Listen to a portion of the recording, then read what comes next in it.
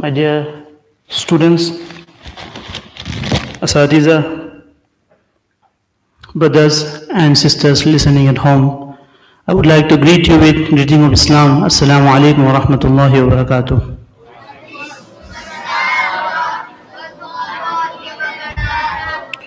Bismillahir Rahmanir Rahim. Starting with name of Allah subhanahu wa ta'ala, who is most merciful and most compassionate, who is the creator of all universe, who is the sustainer of all universe. All thanks be to Allah subhanahu wa ta'ala who gave us this opportunity to and this nice environment to learn the deen and teach the deen. Falillahi alhamd. Firstly, I would like to thank all of teachers, all administrative staffs, and all the committee members who done the hard work throughout of the whole year to make this happen and see this day. May Allah Ta'ala accept all effort the made behind this, and Allah Ta'ala give us tawfiq to do more. Ameen. Falillahi alhamd. Thirdly, I would congratulate those students who are inshallah participate in the Jalsa and performing in the Jalsa. And same time, I apologize those students, they want to be participate in the Jalsa, but because of the time restrictions, they are not able to do. Inshallah, I will just promise to do next year, inshallah ta'ala.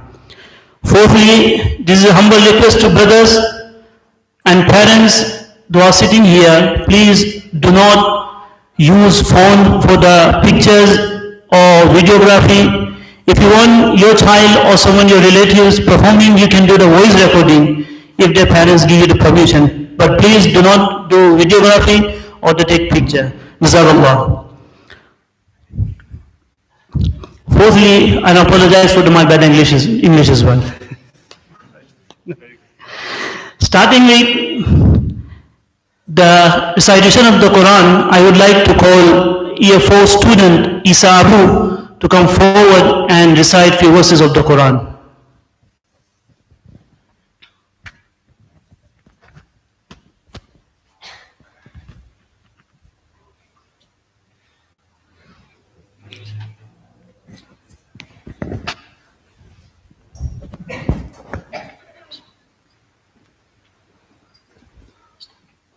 أعوذ بالله من الشيطان الرجيم بسم الله الرحمن الرحيم عما يتساءلون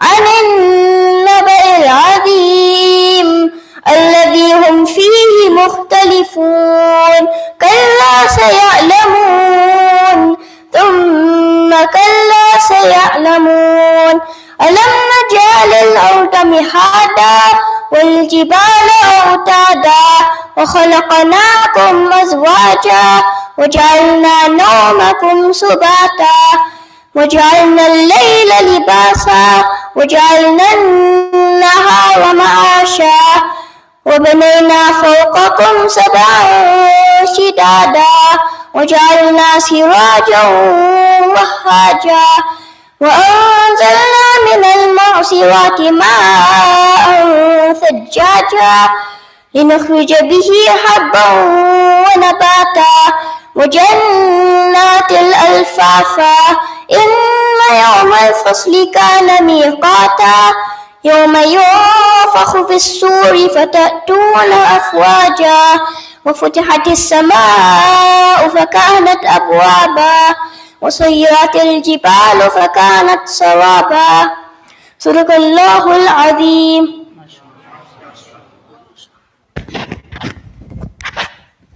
MashaAllah, may Allah Ta'ala excel him in deen and dunya. Secondly, I would like to call Yusuf Patel, Abdullah Rawat, Ibrahim Rawat and Suresh Khan for the English Nasheed.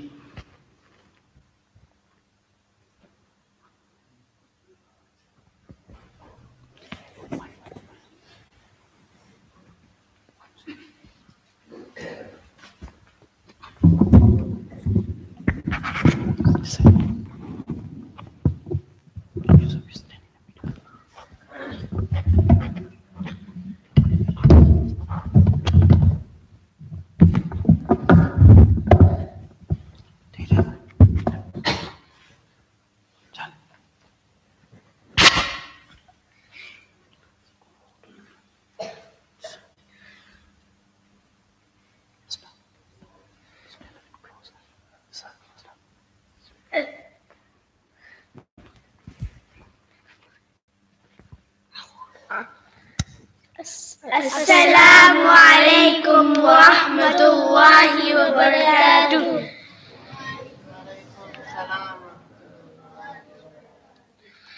You shall give my love to you, my respect and my honor to you. You shall pay good mind to you after Allah and Rasulullah. Comes your mother, Your mother, your mother, and then your father, 'cause he used to hold you and clean you and clothe you.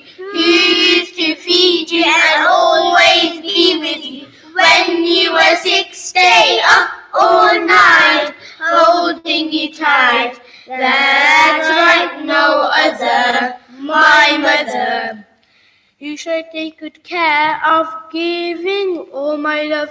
You shall think the most of after Allah and Rasulullah. Comes your mother, Your mother, Your mother, and then your father, 'cause he used to hear you before you could talk. He used to hold you before you could walk. And when you fell, he'd pick you up, clean your clothes. No one but your mother, my mother. You shall stay right close to you, listen most to you, never say no to you after Allah and Rasulullah. Comes your mother, Who next? your mother, Who next? your mother, and then your father, 'cause he used to hug you and buy you clothes, comb your hair and blow your nose. And when you cried, who wiped your tears, knows your fears, who really cares, my mother. Say Alhamdulillah, thank you Allah for my mother. Assalamu alaikum wa rahmatullahi wa barakatuh. MashaAllah, MashaAllah, what a confidence. May Allah Ta'ala accept their efforts, their teachers and their parents. Allah Ta'ala elevate and Allah Ta'ala increase them. Afterward, I would like to call the year 5 student Yusuf Rawat and come forward, talk about the 5 daily salah, the importance of 5 daily salah in English.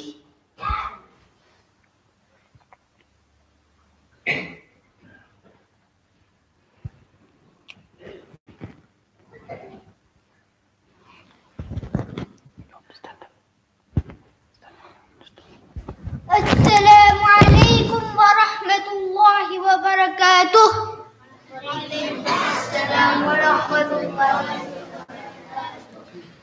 Today I'll be talking to you about a very important pillar of Islam, Salah. The most important pillar of Islam after Tawheed is Salah. Allah Ta'ala has ordered for Muslims to complete the 5 Salah in one day. Did you know that Allah Ta'ala gave Salah as a gift to the Ummah when Prophet Muhammad sallallahu alayhi wasallam went on the night journey known as the Mi'raj from Masjid al-Aqsa in Jerusalem to the heavens? At first, Allah Ta'ala had ordered for Muslims to complete 50 Salah in one day. However, through His mercy and kindness, He changed this to 5 Salah in one day. Therefore, it is very important for us to pray our Salah, as this is the time we are most closest to our Creator, Allah Ta'ala. Salah will also give us the opportunity to worship Allah, strengthen our connection with Him, get close to Him and thank Him for all the blessings He has bestowed upon us. Salah will also protect us from the evil whispers of the shaitan and will stop us from committing sins that may displease our Creator. Therefore, it is very important for us to pray our Salah. Boys can come to the masjid to pray their Salah, as the reward of this is great in the eyes of Allah. The Prophet Muhammad sallallahu alayhi wasallam said, the key to paradise is prayer and the key to prayer is ablution. May the Almighty give us strength to complete the 5 Salah on time and make it a means for all of us to enter paradise. Ameen. Assalamu alaikum wa rahmatullahi wa barakatuh. Wa alaykum assalam wa rahmatullahi wa barakatuh. MashaAllah, with the confidence in this age, we can't even make the Alan in front of the people. Talking 5, 2, 3 minutes is not easy. May Allah Ta'ala increase him in Deen and Dunya. Afterwards, inshallah, I would like to call for the Urdu Nasheed, the Ismail Surti, Mikhail Khan, Muhammad Rawat, and Mahbub al-Islam to come forward and recite the Urdu Naat.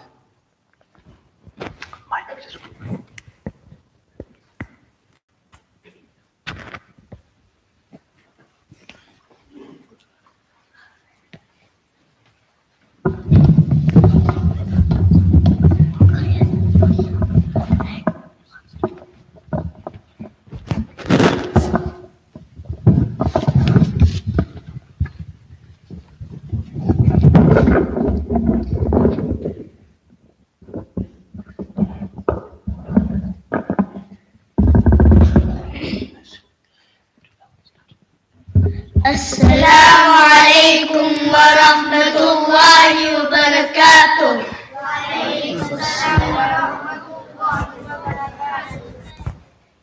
Hasbi Rabbi Jallallah ma fi qalbi ghayrullah Noor Muhammad sallallahu la ilaha illallah Hasbi Rabbi Jallallah ma fi qalbi ghayrullah Noor Muhammad sallallahu la ilaha illallah तेरे सदक़े में आका सारे जहां को दीन मिला बेदीनों ने कलमा पढ़ा ला इलाहा इल्लल्लाह हस्बी रब्बी जल्लल्लाह मा फी क़ल्बी गैरुल्लाह नूर मुहम्मद सल्लल्लाहु ला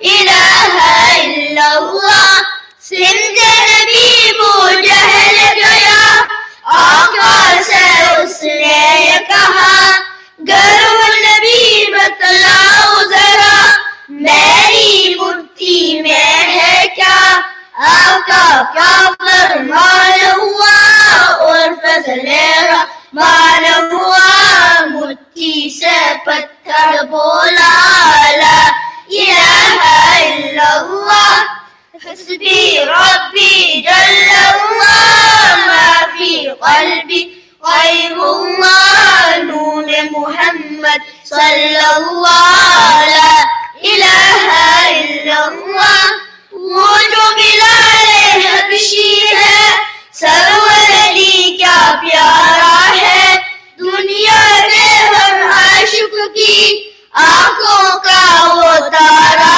है जुल्म हुए कितने उस पर सीने पर रखा पत्थर लब पर फिर भी जारी था ला इलाहा इल्लल्लाह हस्बी रब्बी जल्लल्लाह मा फी क़ल्बी गैरुल्लाह नूर मुहम्मद सल्लल्लाहु ला इलाहा इल्लल्लाह हस्बी रब्बी जल्लल्लाह मा फी क़ल्बी गैरुल्लाह नूर मुहम्मद सल्लल्लाहु ला इलाहा इल्लल्लाह अपनी बहन से बोले उमर ये तो पता क्या करती थी मेरे आने से पहले क्या चुपके पढ़ती थी बहन ने जब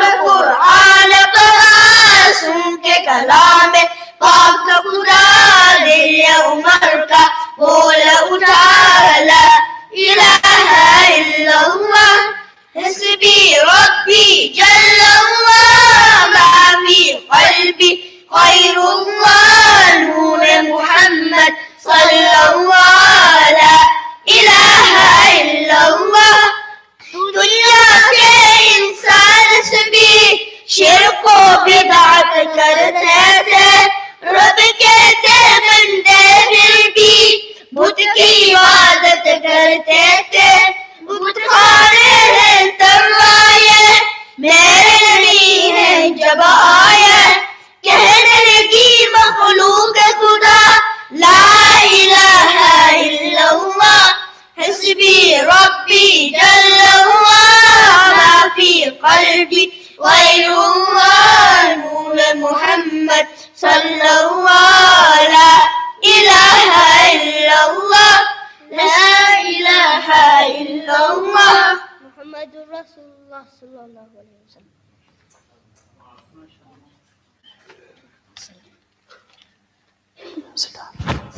Assalamu alaikum wa rahmatullahi wa barakatuh. Alaykum assalam wa rahmatullahi.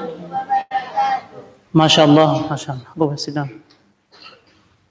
We just estimate our kids and their talent. They are all British born and small kids, but they singing in the Urdu, like they know the Urdu properly.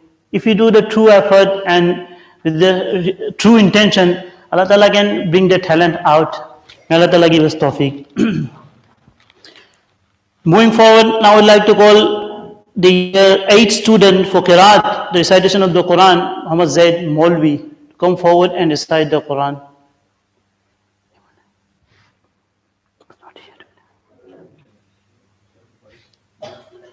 No, he's not here today. Moving forward, next I would like to call dear 4 student Ubaidul Haq and the Umaid Chaudhry to come forward and present the Mukalama in English.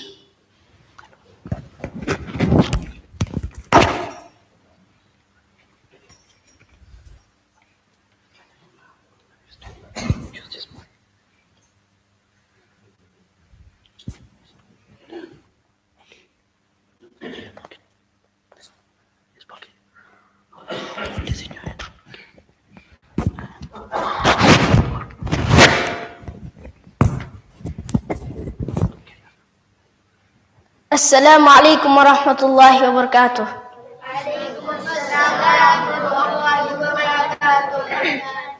I am Muhammad Badul Haq and today I am going to favor my mother. Wa alaikum salam wa rahmatullahi wa barakatuh. I am Umair and today I will object my friend and defend my father. My mother, my love. My father, my pride. Mother introduced me to the world. Father introduced the world to you. Mother gives you life. Father gives you living. Mother teaches you how to talk. Father teaches you how to walk. Mother protects you from a fall. Father teaches you how to get up from a fall. Mother secured you in her womb for 9 months. Father took care of your mother all these 9 months. Mother made you play with toys when you were crying. Father bought those toys for you with his hard-earned money. Mother spends half of the day in the kitchen to prepare delicious food for us. Father works half of the day in the heat to give us a happy life. Mother comes to our rescue and Father is calling. Father calls to teach manners and discipline. Mother holds heaven beneath her feet. Father is one of the gates to heaven. It is her mother who comes out when her child is crying out in pain at night. A mother can stay away from her own parents but cannot imagine to be separated from her own children. A mother can bear enormous pain when giving birth to a child but cannot see a tear in the eyes of her children. Would you allow me to say something for a while? Yes, you may. Every effort a father is making is for our betterment. Every sweat he is perspiring is for our comfort. Every penny he is earning is for our future and career. How should I convince you? Every word that is spoken about Father has utter reality in them. I cannot deny you, never deny your statement. I understand your emotions. I do respect my father, but I can convince you. The mother of Father is in the light of Islam. Once a man came to Nabi Muhammad sallallahu alayhi wasallam and said, Ya Rasulullah, who amongst the people deserve maximum respect? I mean in terms of attachment. Nabi Muhammad replied, your mother. The man asked, then who? Nabi Muhammad sallallahu alaihi wasallam replied, your mother. The man asked again, then who? Nabi Muhammad sallallahu alaihi wasallam said, your mother. The man asked, then who? Nabi Muhammad sallallahu alaihi wasallam said, then your father. My dear friends, everything that I mentioned to you is an authentic hadith from the Bukhari Sharif. Let me tell you. Would you hold on a moment? I give up here. I cannot utter a single word and I stop my debate here. Now that you have mentioned the hadith of Muhammad sallallahu alaihi wasallam, I am convinced wholeheartedly that the importance of mother over father is 3 times greater. And I thank you for convincing me, and I declare that you have clearly won this debate. Well, my dear friend, it's no matter of defeat or victory. In fact, I admit the person who gives up first is known as a wise person. You have left your emotional sides and you have given up, and you have shown your respect against Nabi Muhammad sallallahu alaihi wasallam. And I am sure, in the eyes of Allah Ta'ala, you are a victorious person today. May you have the honor of hugging the victorious person. Assalamu alaikum wa rahmatullahi wa barakatuh.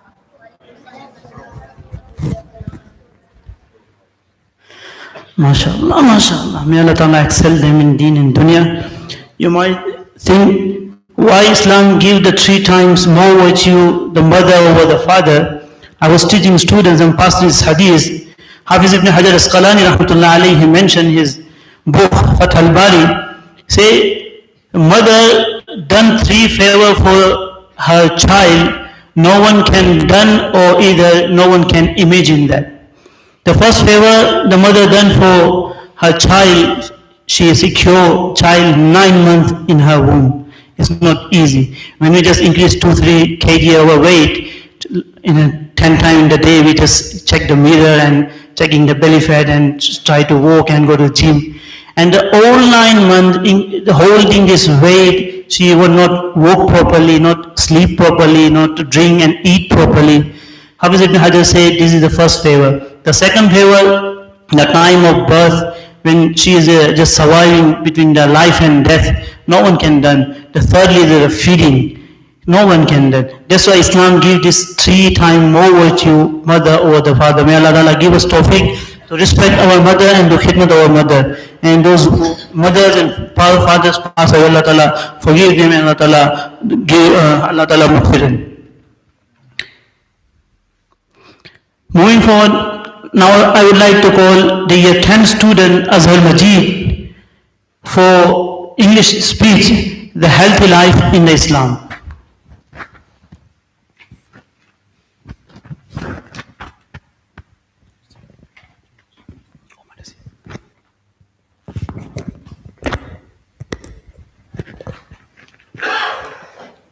أعوذ بالله من الشيطان الرجيم بسم الله الرحمن الرحيم نحمده ونصلي ونسلم على رسول الكريم أما بعد. Dear respected brothers, elders, teachers and sisters listening at home, Assalamu alaikum wa rahmatullahi wa barakatuh. A healthy life is no accident. In addition to healthy genes, it also depends on developing good habits of mind and body. By following basic Islamic teachings like not drinking alcohol and not smoking, Islam has laid solid foundations to lead a hygienic and safe and healthy way of living. Let me give you a few more examples to make the point clearer. The Prophet ﷺ encouraged people to have a good breakfast early in the morning, a light supper in the evening, and he discouraged overeating. He would say, fill the stomach 1/3 with food, 1/3 with water, and leave 1/3 empty. The Quran also forbids overeating. It says in Surah Al-A'raf, eat and drink, but do not overeat. The Prophet ﷺ, he constantly preached the message of health. He knew that healthy bodies carry healthy souls. On one occasion, Prophet ﷺ said, the example of the stomach is like that of a pond. There are many outlets going in all directions from it. If the stomach is healthy, then the rest of the body will be healthy. He also said, the stomach is a place of diseases, meaning that diseases start from here and spread outwards, and what you eat and how much you also eat can have an impact. The best policy that the Prophet ﷺ suggested was to eat little when in fact you were actually really hungry. The Prophet, now, some foods that are recommended by the Prophet ﷺ that are also healthy to eat. The Prophet loved foods, loved breads that were made from oat and barley. Halim, which is a soup made with meat and pieces of bread, was his favorite. He loved eating dates and he preferred a dinner table that was green, meaning that it had a lot of vegetables and a lot of salads on it. The Quran also repeatedly talks about fruits that the people of paradise will enjoy, in particular grapes and pomegranate. The Quran also in several places mentions the blessed nature or the beneficial nature of olives and figs. Also, honey, which is another of the Prophet ﷺ's favorite foods, is acclaimed for its healing qualities. These foods that I've just mentioned are known to boost the immune system and also help in maintaining health. The Prophet ﷺ also liked physical activity. He was always riding horses, donkeys, and camels and regularly kept himself quite active. It's narrated that once a famous Meccan wrestler asked to duel with the Prophet ﷺ. Prophet ﷺ accepted and laid this man to the ground twice. This shows that he was physically able and strong. Now, I'd like to move on to the health benefits of fasting. Because although the primary purpose of fasting is so that you may develop taqwa, there are obvious health benefits too. The most prominent of these health benefits being weight loss. Because during the month of Ramadan, for 30 whole days, you are taking away one whole meal and perhaps a snack or two from your daily diet. This is around about 1,000 calories a day. which is equivalent to 30,000 calories in a month, and that's roughly the amount needed to burn off 3 kg of fat. Fasting brings about a complete physiological change. It gives rest for the digestive tract and the central nervous system. The trouble is these days, what we miss during fasting, we often more than make up for during iftar. Back in the Prophet ﷺ's days, iftar used to just be a glass of water and some dates. Now it's become a sumptuous feast filled with many courses, including fried snacks, cooked meats, and juices of many fruits. The problem with this kind of iftar is that it diminishes the health benefits completely, for which the rule is simplicity and moderation. Iftar and indeed sahri should consist of meals that are low in fat and high in carbohydrates, because this is going to sustain you for worship and it will keep you going longer. Inshallah, Allah Ta'ala can give us the tawfiq to act upon this advice and lead a healthy life. Assalamu alaikum wa rahmatullahi wa barakatuh.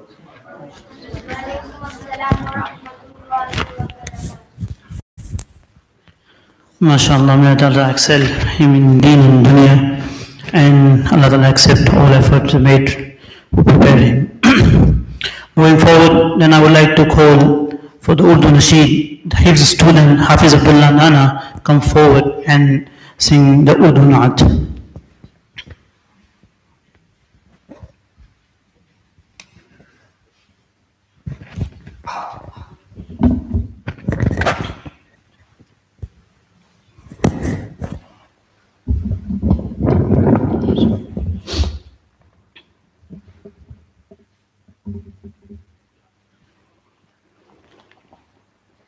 Assalamu alaikum wa rahmatullahi wa barakatuh.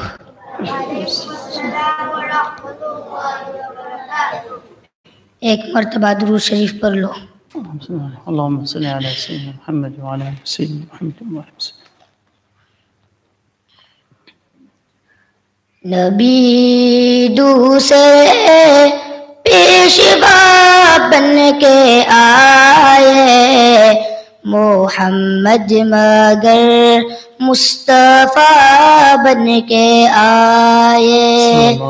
नबी दूसरे पेशवा बन के आए, मोहम्मद मगर मुस्तफा बन के आए.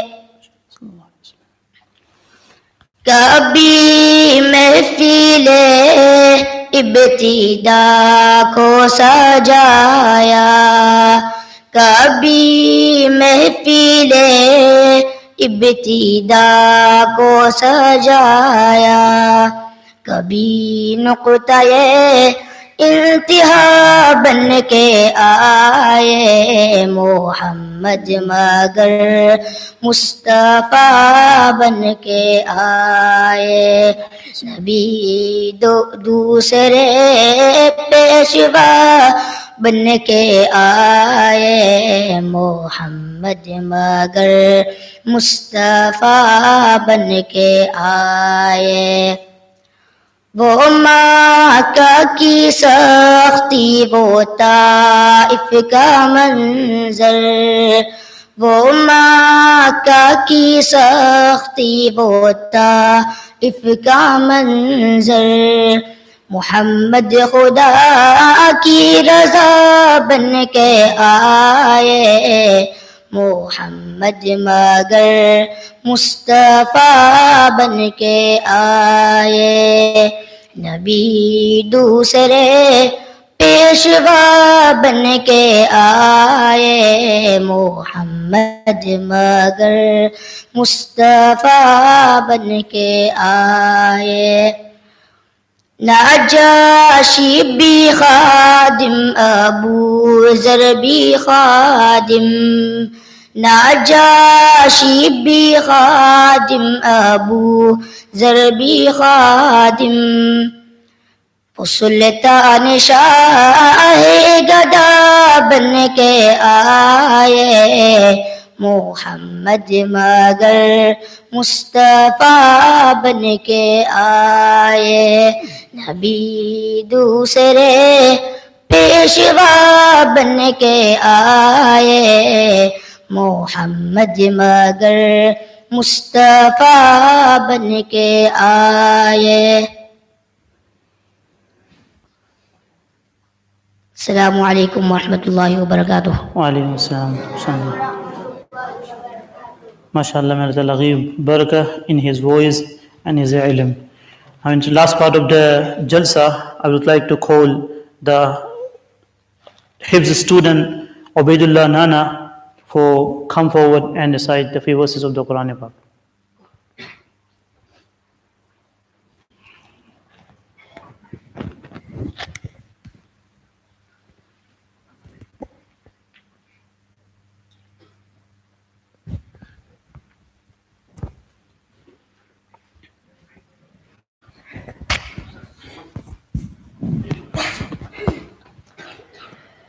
أعوذ بالله من الشيطان الرجيم. بسم الله الرحمن الرحيم. الحمد لله رب العالمين الرحمن الرحيم مالك يوم الدين إياك نعبد وإياك نستعين اهدنا الصراط المستقيم صراط الذين أنعمت عليهم غير المغضوب عليهم ولا الضالين.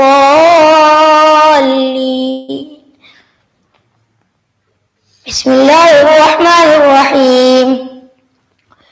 وما محمد إلا رسول قد خلت من قبله الرسل أفإن مات أو قتل انقلبتم على أعقابكم ومن ينقلب على عقبيه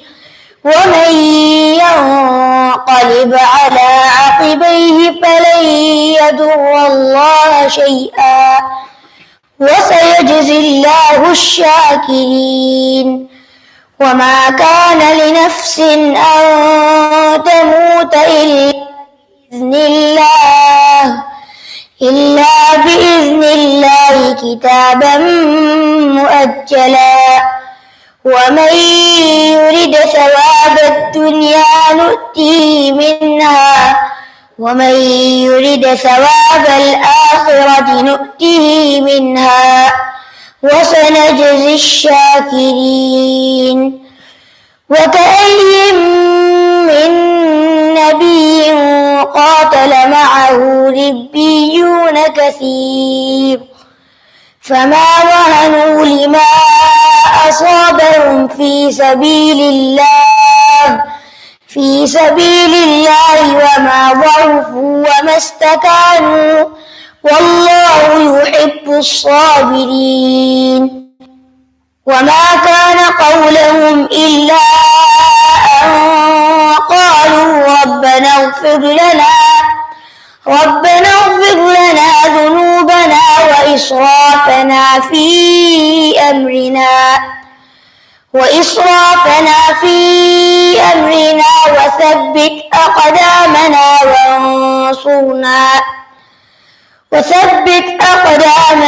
وانصرنا على القوم الكافرين.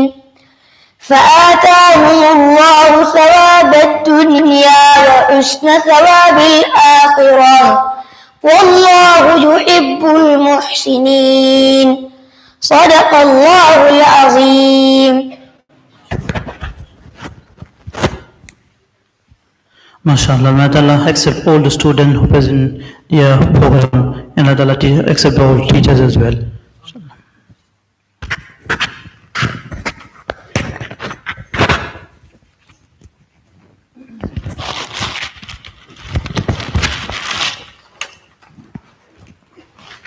Assalamu alaikum wa rahmatullahi wa barakatuh. Bismillahir Rahmanir Rahim. Respected teachers, elders and young friends, I stand here as a small part of a large family. This family is in the business of educating young boys and girls and inshallah taking them into adulthood with a deep understanding and love of Islam.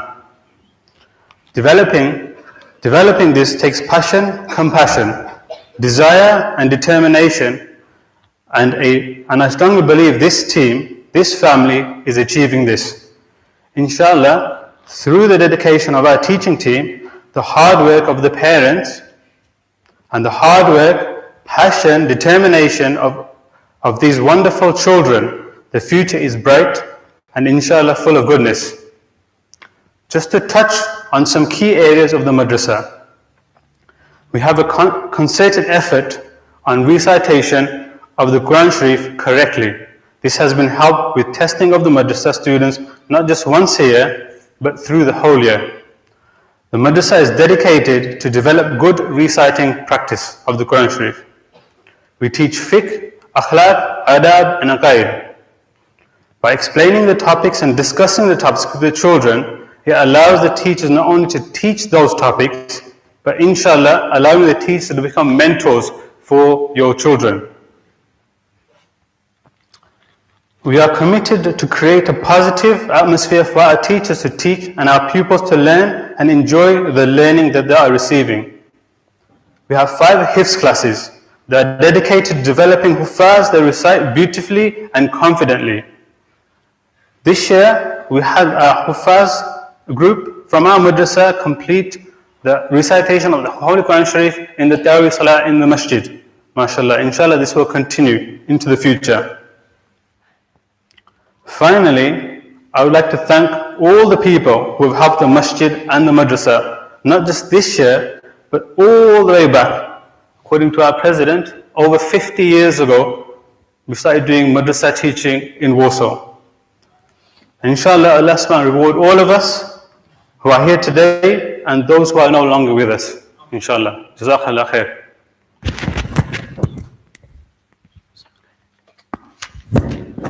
Now, Hazrat Maulana से हमारे जो मुआज़्ज़ज़ मेहमान हैं उनसे मैं मुक़द्दमाना गुजारिश करता हूँ कि हज़रत मौलाना तशरीफ़ लाएँ और अपने कीमती नसाइह से हम सबको मुस्तफ़ीज़ फरमाएँ.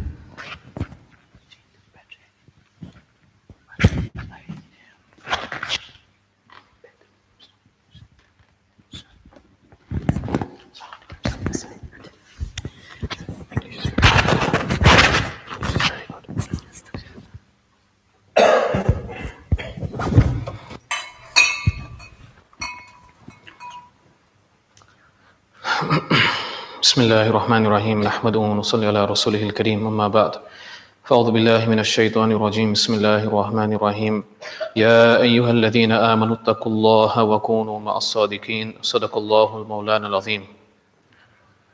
Respected ulama, huffaz, students, our most honorable elders sitting here, and especially my honorable Ustad Hafiz Salim Sahab, who's sitting here also. Assalamu alaikum wa rahmatullahi wa barakatuh.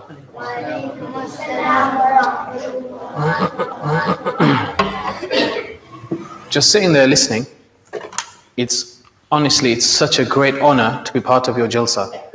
And being part of a madrasa, teaching the madrasa, where you come to the end of the year, and this is the most busiest part of the year. The exams, the ustads are busy, examining the students, doing the mark sheets, and then also preparing the students, not only for the imtihan, for the exams, but also for the Jalsa.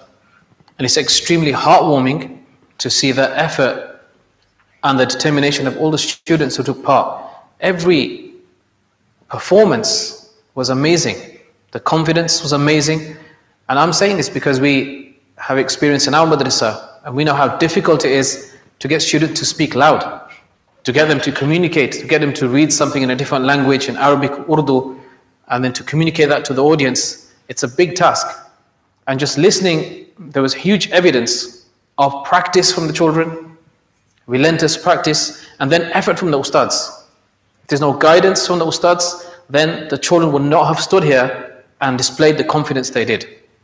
So great credit is to the children and to their ustads. And I wished, sitting there, I could take some of the recordings of the qiraat that was just recited from the hifz class, of the nasheeds in Urdu, of the speeches that were given, and I could play them to our students in our madrasa and say, look, this is the level that you should achieve. This is the confidence you should display. This is how you should perform. And also being involved in schools, just a show of hands from the children here. Hands up if you're in year 6. If you've just finished year 6. Okay, hands down. Put your hands up if you're involved in the end of year performance. Okay, some honest children here, right? Being involved in a school, we know in year 6 you have an end of year performance. That is a hard task. To get children to stand on stage and to speak and to get that voice out requires practice upon practice and them to memorize their lines. So mashallah, may Allah Ta'ala accept the efforts of the children, and may Allah Ta'ala accept the efforts of the ustads. And just like I make dua for my ustad, Hafiz Salim Sahab, who when I was small, I studied by Hafiz Salim Sahab. I studied the whole of Zurul Muslimin, the elders may know, the whole kitab by heart. This is the effort of my ustad.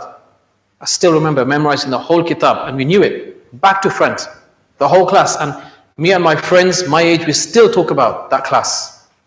That's my ustad left upon us. So I make dua for my ustad, Hafiz Salim Sahab, that Allah Ta'ala keeps them with health and strength and keeps their shadow above us. And also your ustads. You should make dua for your ustads. Allah Ta'ala gives them health and strength, gives them a long life so that everyone can benefit from them. Students, you need to say Ameen. Okay? You need to make this dua yourselves for them. Yeah, you need to continue making this dua for your ustads. Now, the only simple message that I can share, and I've talked about this in my madrasa with my students in the Hifz class, I've talked about it in Jummah, because it's an important time that we've broken up from school, and in many cases we're going to break up from madrasa. Some madaris have finished for the whole summer holidays. Some are planning summer holidays for Eid, etc. But it's a time where we are free, we have free time. Now, as great as you did just now, and this whole effort that your ustads put in you, and the effort you did yourselves to go through your exams and to come and stand here, etc., this needs to be maintained. And we make dua, and this is ustad's worry, that we hope you go from strength to strength. So the first Qari Sahab that sat on his chair, and his feet weren't even touching the floor, but his voice filled the room. So we wish that youngster, people like him, they go from strength to strength. And then they stand on the musalla and they can recite, and people become pleased with the recitation. This is the du'as of the ustads and parents, that you go from strength to strength. But this, listening to the elders and the mashayikh and ulama, especially in this country, there's an issue. And the issue is outside the four walls of the madrasa. So parents have a bit of control in the house. The ustads can talk to you in the classroom. They can pour their hearts out to you in the classroom. As soon as you leave the four walls of the madrasa or the four walls of your home, then there's an issue. And the issue is that we cannot control the environment outside. We cannot control who you will choose as your friends. We have the year 6 going into secondary school. We have secondary school children. We have some that may be going into college. The friends you meet, we can't control. That is the greatest worry. There comes a stage when your children, you listen to your mom and dad. Your dad says, come for namaz. You say, no problem. You get your topi and everything, and you put your jubba and you come for namaz. There comes a time now where you start meeting friends. And then your dad says something, your mom says something, and it just goes through your ears. You just don't even know what they said. It doesn't register. But your friend says something, and there the giggles come out, you laugh, you're impressed. You come home and said, you know what my friend said to me. So as parents we think, hang on, we've told you that, we've told you that. We've talked about this, but no credit to us. And your friend whispers something and you come home and say, my friend said this, like he's the biggest peer sub. Yeah, we listen to our friends more. There's a stage, it happens to everyone. It happens. As soon as you hit the teenage years, you become impressed by friends. Girls become impressed by their friends. Parents tell them anything at home, they roll their eyes. Their friends tell them something. Now, and the only time children find peace then is with their friends. This is a sad state of affairs outside. Parents are struggling. When the children become teenagers, they begin to lose the children. They begin to see the children drift away. And the only time the child is happy is when they're with their friends physically or when they're with their friends online. The ayat that I read at the start, this applies to everyone, every single human, every single Muslim. Allah Ta'ala mentions, Ya ayyuhalladhina amanu taqullah. Believers, fear Allah. Remember Allah, don't forget Allah. Keep Allah Ta'ala in front of you at all times. And this is, we say fear Allah, fear Allah, fear Allah, and we think that's for old people. Yeah, that's for old people. Come to the masjid, fear Allah. How do we fear Allah? It has nothing to do with us. It is to do with you. The Holy Prophet ﷺ, what should you say, children? Every time you hear in any language the name of our beloved Master, the Holy Prophet ﷺ, then you should automatically say Sallallahu Alaihi Wasallam all the time, without fail. Whether it's an Urdu bayan, any type of bayan, in any way, whether the word Nabi is used or Rasul is used, when we hear that name, then our ears should prick up and we should say Sallallahu Alaihi Wasallam. We should never fail to recite the Rushif. So the Holy Prophet Sallallahu Alaihi Wasallam telling a youngster, a young Sahabi, who's sitting on the same animal, saying to him, the Sahabi sitting behind him, and he's saying to this young companion, young child, saying that fear Allah. Always think of Allah, you will find Allah in front of you. Don't forget Allah. Anything happens in your life, think of Allah, and you will find Allah's help there. You will find Allah with you. Something will happen, and you will say, that's because I remembered Allah. That's because I asked Allah for help. An incident comes to mind. I heard this from a sheikh who arrived from Pakistan. He shared this incident with us, a true incident of a family who were really worried about their child thinking of Allah, having this connection with Allah.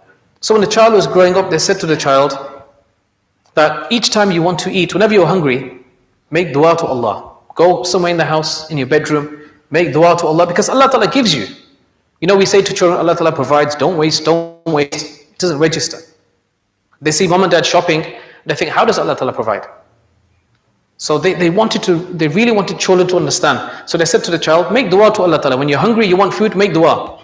So the child, as he was told, would go into a corner, raise his hands and say, oh Allah, I'm hungry, give me some food. Every time, mealtime. And this happened, continued. The parents went out one day, and what the mother would do, that she would hide the food somewhere and say to the child, Allah Ta'ala has given you some food, go find it, inshallah Allah Ta'ala has answered your prayer, and he would find the food. Child went to school one day, parents went out, mother forgot to put the food there. Child came home. Now the mother's rushing back home. The parents are thinking, now we're going to break the heart of this child. We're trying to inculcate that there is a Allah who provides, and they're rushing home to sort his food out. The child got there and the child's eating. And the mother said, where did you get this food from? The child said, you told me to pray. I prayed to Allah Ta'ala. I opened the cupboard, food was there. Allah Ta'ala never let the child down. Allah Ta'ala never let the child down. This child was believing firmly Allah Ta'ala is providing, and he experienced that. Allah Ta'ala never let him down. Allah Ta'ala provided food for him from the unseen. Just like Allah Ta'ala provided for, if the children can tell me, which honorable lady was it that Allah Ta'ala provided food from the unseen for? Can any child tell me here? It's mentioned in the Quran. Which lady was it that Allah Ta'ala, go on then. Yeah, Hazrat Maryam alayhi salam. Well done, mashallah. Just like Allah Ta'ala provided for Hazrat Maryam alayhi salam. So the point here is your friendship. Choose your friends. Our biggest friends are online.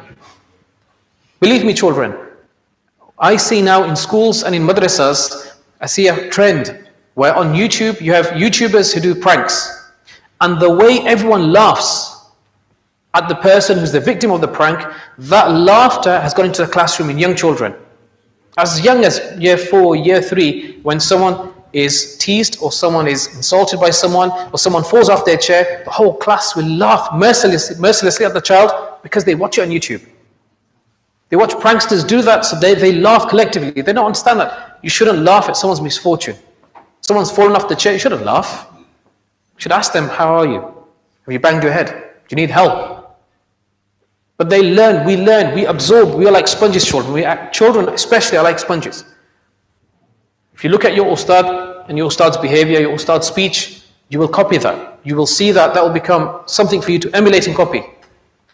The more YouTubers we watch, and I'm not going to ask anyone, I do in my madrasa, I know every YouTuber that my students follow and subscribe to. The pranksters, the footballers, the ones who do the trick shots, all sorts. They subscribe to them, they watch their videos, and they tell me they're quite open. So I'm not going to ask you. And I'm not going to ask Who plays Fortnite? Okay, because some of the adults may put their hands up.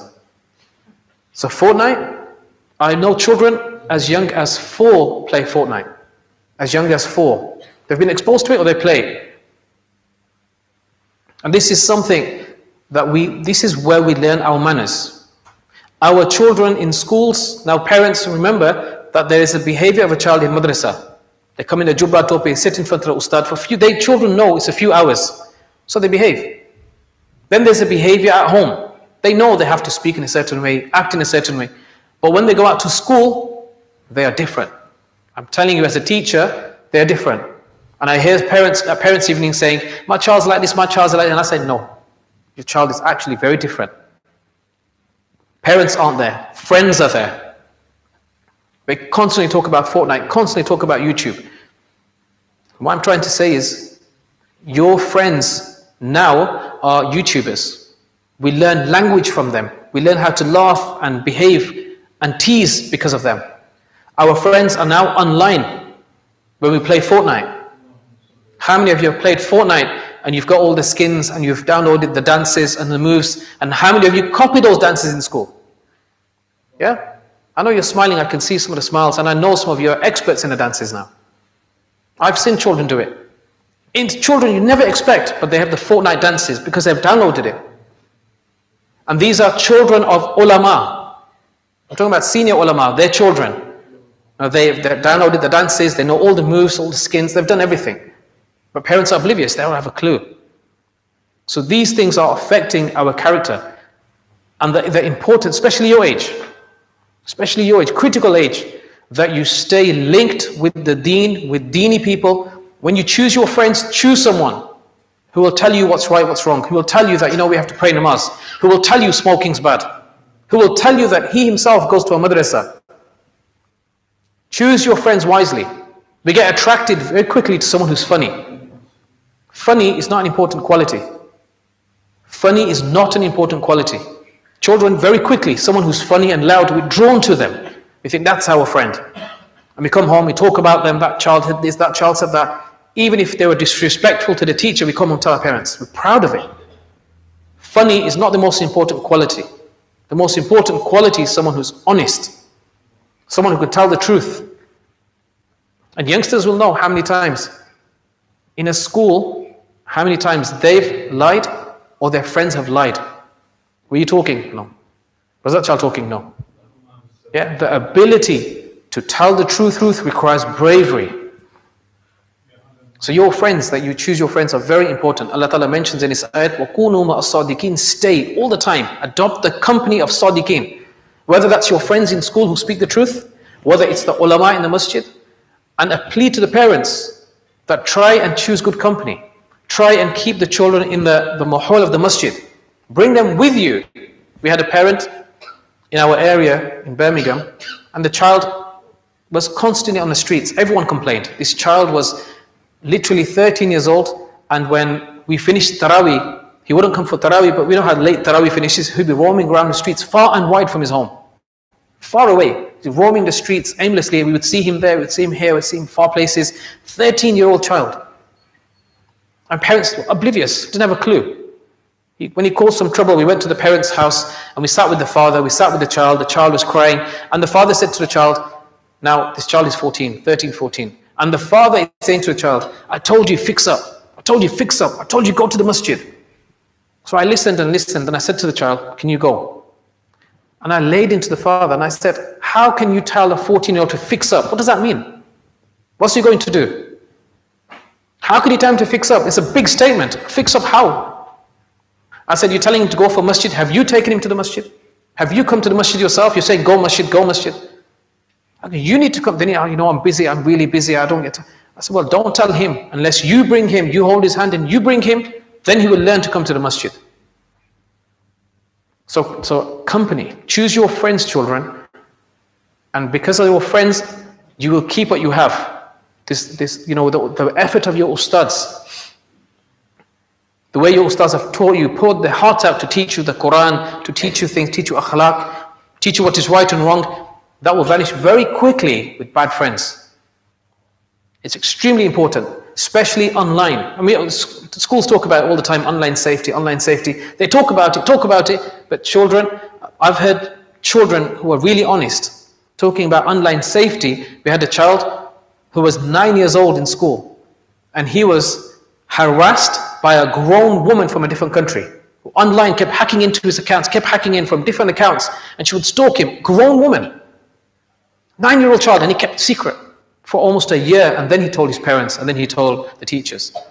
But children don't, we talk about it, but they can't handle it. How's a child going to say to the mother and father, a lady keeps hacking my account, a grown man keeps hacking my account? So choose your friends carefully. Otherwise, you will waste your ustad's efforts, and you will waste what you've gained in madrasa. And a plea to the parents. The Holy Prophet ﷺ mentioned, the greatest gift a father can give a child.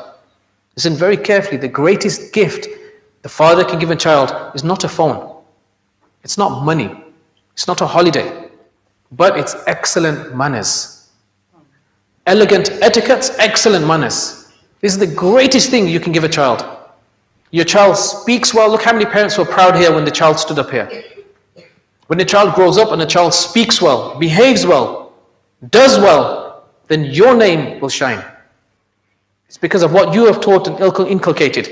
It's our duty, what parents do in our communities now, because we have schools and madrasa. Take the kid to school, finished, job done. Take the kid to madrasa, dini, job done, finished. They have no responsibility, nothing to do with me. The school should teach, madrasa should teach. I'm not the teacher. But the hadith is saying to the father, your job, the greatest gift, this is your job, your responsibility to teach akhlaq. Don't leave it to the ustads. They have limited time. Compared to schools, 6-7 hour schools have them for. And the ustads have to reverse that effort. The effect of school, they have to reverse it. They have to put iman into the hearts of the children in a few hours. Great task. Believe me, it's a great, huge task.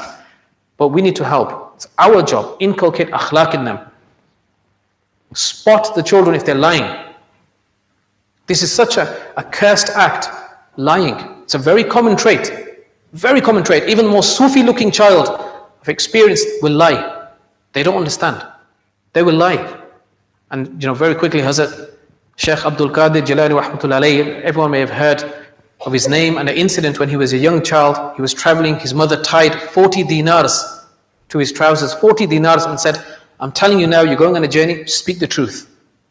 Allah Ta'ala made it such, he stuck to his mother's promise, speak the truth. Where he reached a place called Hamdan, robbers gathered round him, adults, and they said, tell me, what have you got? He said, 40 dinar. Another robber said, what have you got? He said, 40 dinar. Passed him to the other robber. He said, what have you got? 40 dinar. You're admitting you got 40 dinar. You're just freely giving it over to us.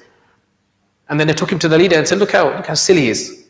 He's saying he's got 40 dinar. So the leader said, why are you telling us? You're not supposed to tell us you've got 40 dinar. You're supposed to hide it, lie about it. And he said, no, I promised my mother, I'm not going to lie. I have 40 dinar. Now, the effect of his truthfulness was such that that robber listening to him, it broke his heart. That he's so truthful to his mother's promise. I am such a person, I've broken all the laws of Allah. I can't even hold one promise with Allah subhanahu wa ta'ala. He felt so ashamed, he was so moved, he did tawbah on the spot. He did tawbah on the spot. He said, I repent for being a robber. And because of his repentance, all of his gang of robbers, they repented too. Because of one boy's truthfulness. Truthfulness and a message to parents. The Prophet ﷺ saw someone calling someone, beckoning with something in the hand and said, come here, indicating, I've got something to give you. The Prophet ﷺ said, have you got something in your hand actually to give? The response was, yes, I've got something. And the Prophet ﷺ said, where's the Sallallahu Alaihi Wasallam? Don't forget, children. And the Holy Prophet Sallallahu Alaihi Wasallam said that if you had nothing in your hand, that too would be a lie. So I request to parents, how many times have we done that? That we've said something to the child and we break the promise. So where has the child learned lying from? Where has the child learned lying from? Who is the example of a lie? Who's taught them that? Lying leads to theft. Lying leads to theft. When a child becomes brave in lying, then their hands start. They have no care of the rights of someone else. They begin to steal. One instance written in the books about a youngster who's being given Islamic punishment for stealing. And as he was being punished, he said, wait, he said, punish my mom first. And they said, why? He said, the first day, as a youngster, the first day I stole an egg from the market. I brought this egg home to my mom, and instead of telling me off and saying that's haram, she said to me, now you've become a man. She said, well done, now you've become a man. That boosted his confidence in stealing. He said, then don't punish me today. It's her fault, punish her. So as parents, we need to detect.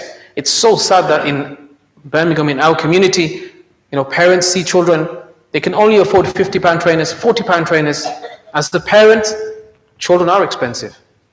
If you've got more than one child, nowadays they won't stick to simple trainers. They want the brand. They don't go to simple shops, they want the top shop. You walk in, they make a face that, we don't want this, we don't want that. You have to buy what they want. It's expensive. So parents can only afford £40, £50 trainers, £60 trainers, and the day the child brings home £120 trainers and they keep their mouth closed, they've destroyed the child. They do not ask. They do not ask, where'd you get these from? Take them off. Where'd you get them from? Who gave you the money for that? Lying leads to theft. And another thing that parents should detect and keep an eye on is abusive language. As I mentioned, that the language comes from online. Language comes from friends. You will tell your child how they speak. We had a child, very Sufi-looking child in a Hifz class, and his complaint from his teachers was that he keeps saying beg. Children will know what I'm talking about. I don't know if you say this part of town, but you're a beg, right? Is that something that you use? Yeah? He kept saying it. And Sufi-looking child, becoming Hafiz, Namazi, but his teacher kept saying beg. We were thinking, where did you get his language from? But his friends, he's picked up and he just relentlessly kept saying it in class. To everyone, you're a beg, you're a beg, you're a beg. Teachers were fed up. Where does this language come from? Friends, online, things they watch from YouTube, the language is absorbed. So we need to keep an eye out for what type of language they use, and we need to make our children articulate. Biggest problem in schools with Muslim children is lack of manners. Basic please and thank you when we take them on residential. The non-Muslim staff will say, these children haven't got any manners. You're serving food to them, would you like this? Our children, in response to a question, simple question, would you like this? Would you like beans? Would you like this? Children, put your hands up if you've been on a residential. Okay? Hands down. So, they will act on a residential, serving, and they will say, would you want this? Muslim children will grunt. They will say, They will grunt. And teachers then thought, they got no manners, they can't even speak, they can't even say, yes, please, thank you. And this is because of parents. Where have we communicated and talked to the children? We leave them online, they don't communicate. This online business is so bad. Just yesterday we were studying in our Maddrassah. There's a child we have that has a huge problem gaming, games for hours. He came late to Maddrassah, we stood him up and we talked to him about why he's late. He didn't have eye contact. He could not look at us in the eye. He kept turning around and he wanted to turn his back to us. Only a minute conversation. Why are you late? What were you doing? Were you gaming? Yes, I was gaming. What are you going to do after Maddrassah? I'm going to try not to go on the game. Constantly gaming, and he cannot speak, he cannot communicate. I know of a case where Fortnite, this is how addictive Fortnite is. Children, we need to really understand, that adults need to understand. I know adults, elders that are hooked on YouTube. Adults, Haji Sabs that are hooked on YouTube. And it's not their fault, It's the people behind YouTube. There's thousands and thousands of codes involved to keep you hooked on YouTube. Look into it. It's the algorithms and the coding behind YouTube. The people that are paid, their job is to hook you. So there was an incident of a child hooked on Fortnite. His mom was a nurse. She would work 12 hours one shift, come home for 2 hours. And then she would quickly iron and cook, single mother, Muslim lady, and then she would go out to do another short job as well. One child, 12-year-old child, he would sit and play Fortnite in his uniform after school all the way till night. So one of our Hifz class students mentioned that's his cousin. He was saying, I'm concerned that I sat with him one day, he was playing Fortnite, his mother opened the door and said, son, You know, I'm really late from work. I've got to go to the second job. 12-hour nurses. We know how hard nurses work. 12-hour shift. Really hard job. And then she had to go to another job. And she was saying, son, I couldn't iron your clothes or prepare that food for you. Can you just please do it yourself? And he abused his mother. He swore at her. He said such words to her. He said, get out, you're annoying me. He said, these are nice words I'm using. He used abusive language to her. She shut the door. She was afraid. She shut the door and she went. Addiction, gaming, Fortnite. It's designed to keep you hooked, children. It's designed. It's their job to keep you on it. And it's our job to keep a balance. We're not saying don't play. No one's saying don't play. No one said don't play. It'd be unreal to say don't play Fortnite. It's unreal. No, play. But just as we make time for it, make time for Islamic books, make time for the masjid, make time for your sabak. Have a balance. Because I've said a few things, whatever came to mind. I make dua, Allah Ta'ala makes them beneficial for all of us. And I really was pleased to listen to the students. And again, it's my honor that I've come here in front of my ustad. I've come here. This is the most important part of the year for the masjid and the madrasa. This Jalsa. And I'm honored that I was called to be part of it. May Allah Ta'ala accept all of us, our efforts, the efforts of our ustads and the parents and the elders here. Wa akhiru da'wana alhamdulillah.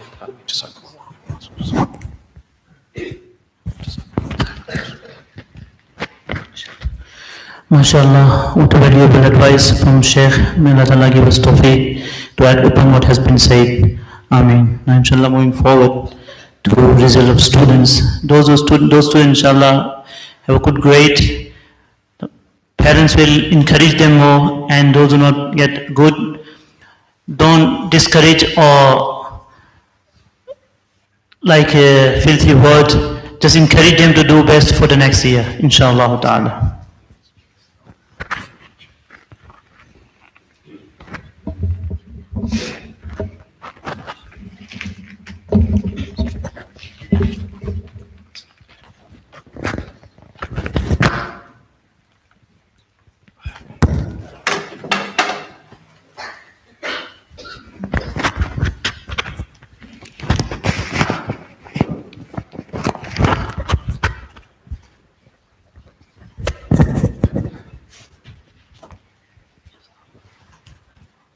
Year 3 boys, Abdullah Rawat, grade A.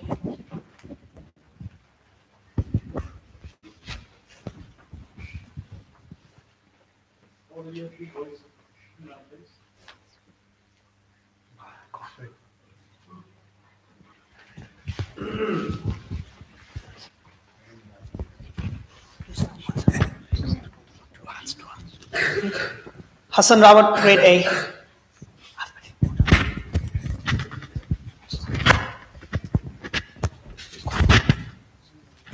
Hussein Rawat, grade A. Ibrahim Rawat, grade A. Sudesh Khan, grade A. Yusuf Patel, grade A. Yusuf Hamidi, grade A.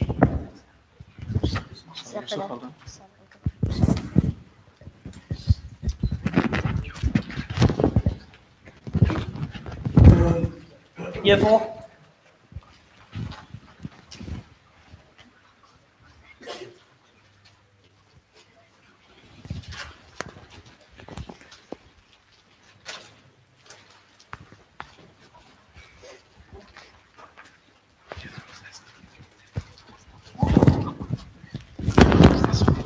Isa Abu, grade A.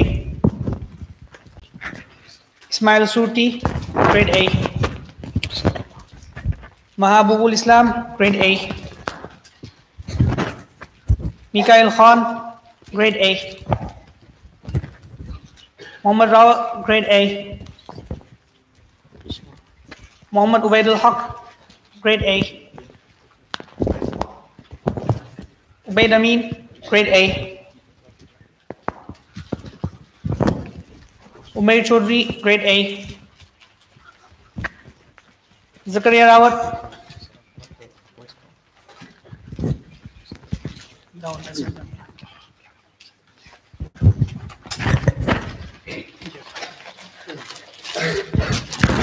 Year 5.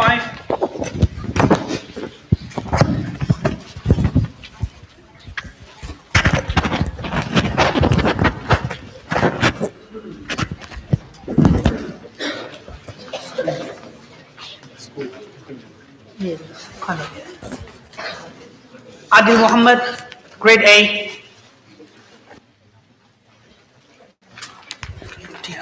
Not here.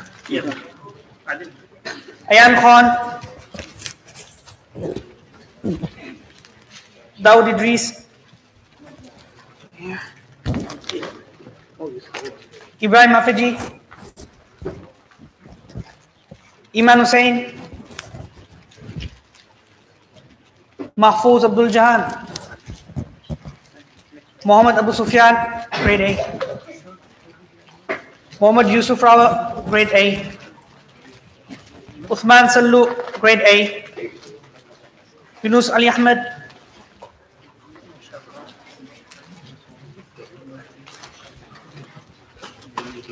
next one. Year 6. These are all the ones I'm going to year 6. I'm going to year 6 now. Boys, stay quiet, please. Abdul Azim, Abdul Qayyum, Asad Sallu, Farhan Acha, Haris Khalid, Muhammad Ali, Muhammad Kujat,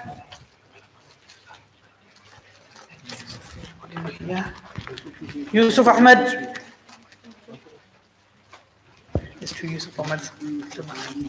So late.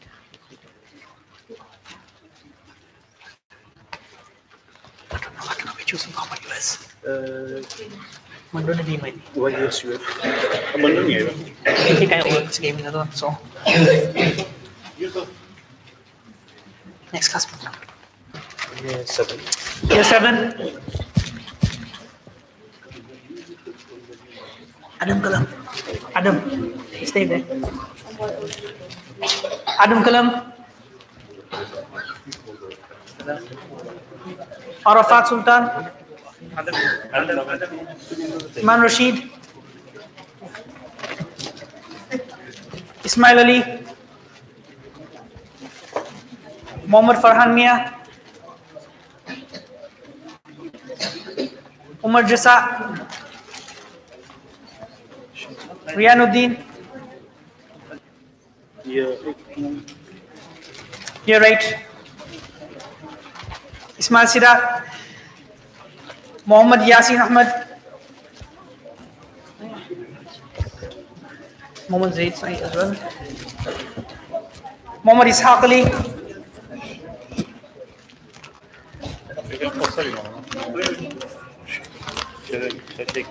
It's okay. Naimuddin. Qasim Rawat, Sufyan Kola, grade A. Tawfiq Abdul Aziz, year 9. Boys, Hamad Hafizji, Muhammad Kalam, grade A. Rizwan Nizamuddin, Safwan Khan Pathan, Umar Sallu, Yusuf Ahmed, year 10. year 6, settle down please, quiet. Year 5. Azhar Majid, grade A. Hashim Rawa, Hamzat Rajia, Hamza. Hamza's here, Richard. Hamza. You put your sweets with you. Meet them all, that's better. Lukman Sallu. The rest of them are not here. What's up? Next one. Yeah, these are transitions, all of them in one. Transition class. Alpha Bangura. Akil Sultan, grade A. Yes, 6. Give us your voice. Alpha's coming wrong there. Adam, Akbar. It's alpha.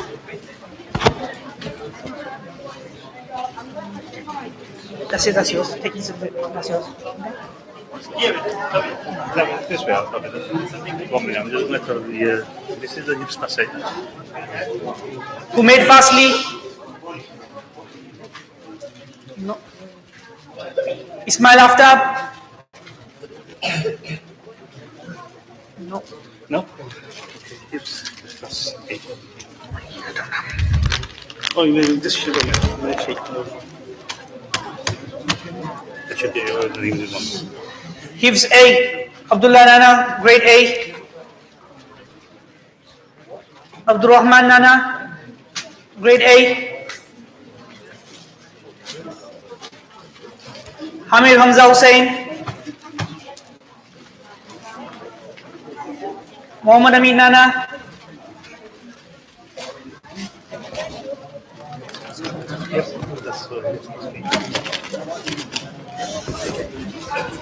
Hifz Kasbi.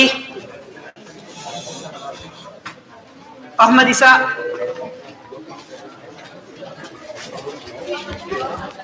Ali Jasa, grade A. Amma Barosa, grade A. Ibrahim Nana, grade A. Muhammad Logat's not here. Safwan Barosa, grade A. Yahya Rawa, grade A. Hifz Class C.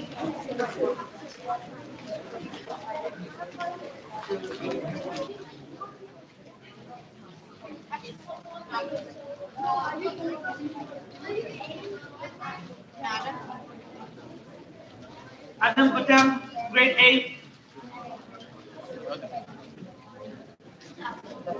Ahmed Rawa. Muhammad Bam, grade A.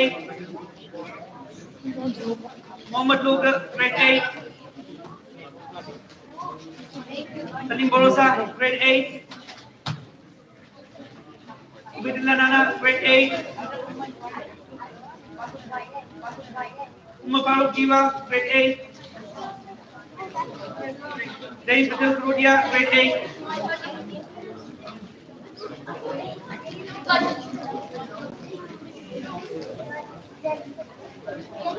Hifz D.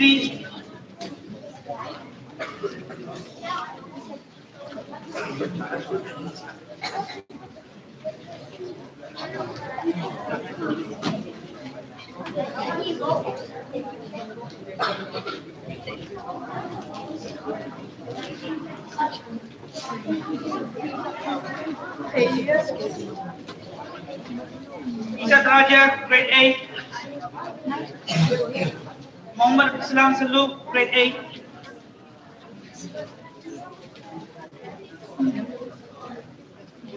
Muhammad Sallu, grade B. Muhammad Usman Ali. Muhammad Ilyas Imran.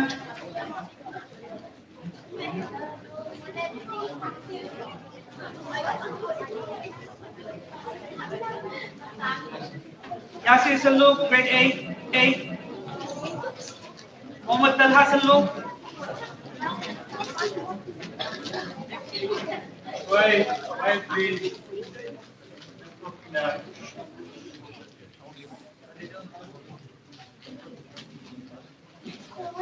Ashraf Aziz.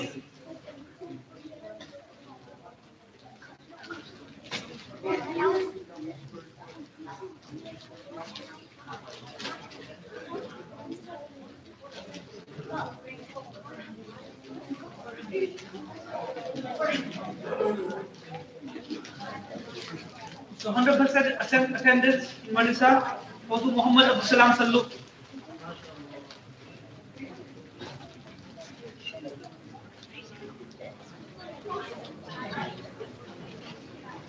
Right now.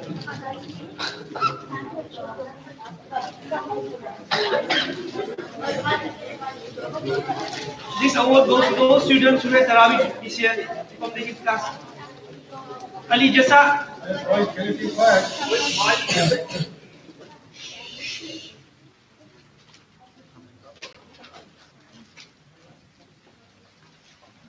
Ahmad Isa.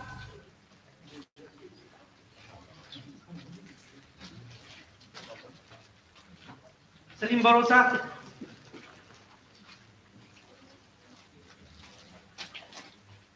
Muhammad Bam.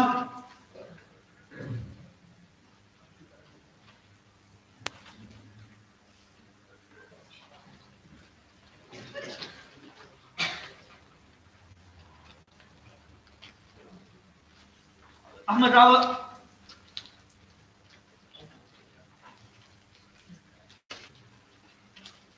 Adam Patel.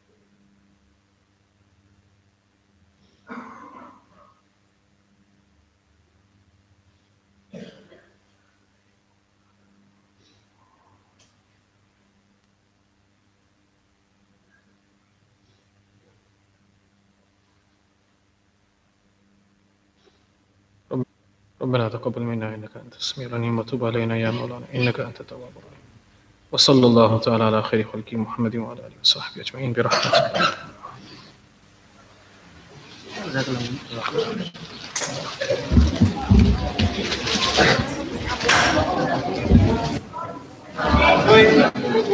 Wait, sit down. Wait, sit down.